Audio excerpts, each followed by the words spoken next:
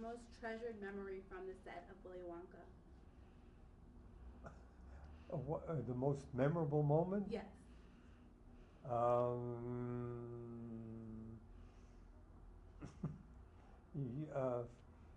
Wait, stop. Stop the camera. Can you stop him? Yeah, sure. Or you can think. I can't think of the, what is the most memorable moment? The end. The rap. Well, all right. Okay, go. We're going? Yes, we are rolling. Yeah. There was an interesting moment that I'll never forget. Harper Goffe, who did the sets for the picture, made the most beautiful sets in the Chocolate River and all the factory and so forth. And at the end, we were coming up to do Willy Wonka's last scene when he's in his office and speaking to Charlie. And I saw the office, and it was beautiful. It was the most gorgeous office you've ever seen with the chairs and the desk. And I said, that's not Willy Wonka. It can't be that beautiful. We've got to do something to it. Let's cut everything in half. And so I had the crew come in and cut the desk in half, the chairs in half, the safe in half, everything except the light bulbs had to be in half because it had to reflect Willy Wonka's faked madness. And I'll never forget that. We couldn't begin until everything was cut into half. And for you? And for me, seeing the chocolate room for the first time, we've been rehearsing in various different rooms of the back of the set, and they were then taken into this room all together. All the Oompa Loompas said, "This is your set where you're working on now," and it was absolutely amazing to see all that colour, and the water and the waterfall and everything. It was absolutely sensational. Again, down to Harper Goffe, and it was this man. I said, the kids will tell you, this man here had the great idea when Willy Wonka said, ladies and gentlemen, girls and boys, open the chocolate room. And the first time those kids had ever seen that, like myself, was when those words, and he got their faces at this, clever man. The man's a genius. Yes, I agree. Yeah, there was two other moments that really got me. When Jean exploded as they're going down the river and he's reading the poem, and I had no idea what he was going to do with that line, getting more and more excited and screaming. That, and when he screams at Charlie about that he couldn't win the chocolate. He just it was overpowering. He came up with the most wonderful moments in the film, portraying Wonka as half mad and half sane, and that's what makes the picture. On that boat ride, very well.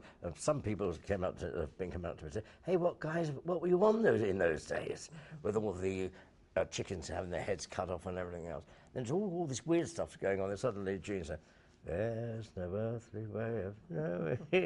All very spooky. Which direction we are going? Oh, it's fantastic. As Mel said, he was absolutely awesome.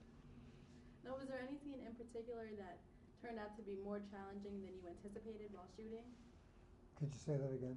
Was there any scene that turned out to be more challenging than you anticipated? Wait, say it. Was anything in the movie more challenging than you anticipated? Was it? No, for some reason, the movie went very smoothly. It's one of the smoothest jobs I've ever done. Everything seemed to be right. A lot of it was due to Harper Goffe, the man that built the sets.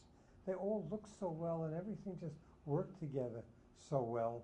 I don't know. I had a good time, more than I never felt I was going uphill. Everybody was with it. Everybody was enjoying it. Gene particularly, and it was a very pleasant experience. You're right. We have a chocolate river. There are obstacles like that, but everybody was so nice in the picture that it was a joy to do. It was nice to have a fantastic cinematographer in Arthur Ibbotson, really, who lit that beautifully. And the film and Paul Wilson, the cameraman as well, Arthur and Paul worked together for many years.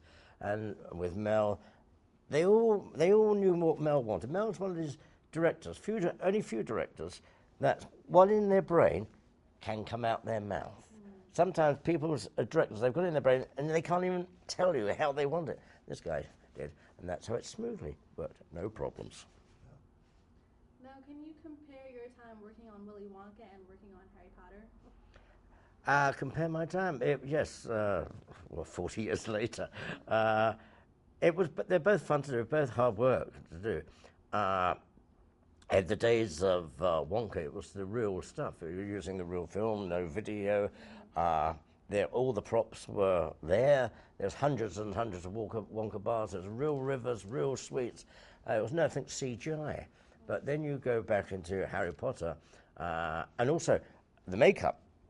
A long story of how we got to the orange faces and green wigs. But and then we had to have very thick powder because of the lights, and it would fade. So we had this makeup guy coming every 5 minutes, putting his makeup on, and we used to scrape it off at the end. But now you have the prosthetics on, which takes 5.5 hours to put on each day, 3 o'clock in the morning, sitting in the makeup chair, ready to be on set at 9 for the Harry Potters, and not eating or only drinking through a straw all day. But he would love that, you know. Don't let the Oompa drink. He would love that. But yeah, difference. Great set of movies. Great set of movies. Great movie. My first and my favourite. With all the movies I've done, Star Wars, Flash Gordon, whatever, the Willy Wonka was my first and my best. I loved it. And my last question, what do you think of the remake with Johnny Depp? What do you think of the remake? I didn't want to see it. I don't want to get into it. Yeah. Just look at yourself. Say which one do you like better. That'll be my. And you won't be on your own. It helped us out. Thank you so much for your time. It was a pleasure meeting you both. Pleasure meeting you. Both your work. Thank you.